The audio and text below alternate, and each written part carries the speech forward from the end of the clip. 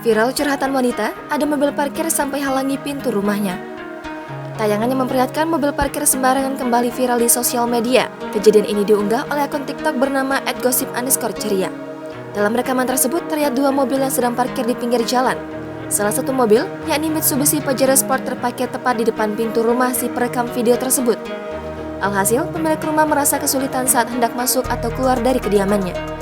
Perekam video itu pun mengaku telah mengadukan persoalan ini kepada ketua rukun tetangga atau RT, namun tidak mendapat tanggapan. Akhirnya, wanita ini pun menunjukkan kekesalannya dengan merekam video dan mengunggahnya di jagat maya.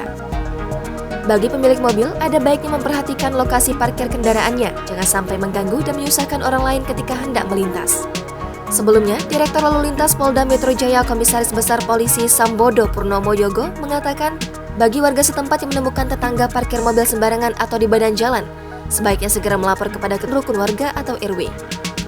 Sementara itu, Training Director Jakarta Defensive Driving Consulting, Jusri Palubuhu menegaskan ada konsekuensi kalau mau beli mobil maka harus punya garasi atau setidaknya menyewa lahan parkir.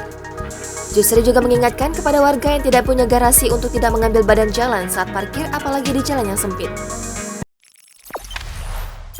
Jangan lupa subscribe, share, komen, dan like ya!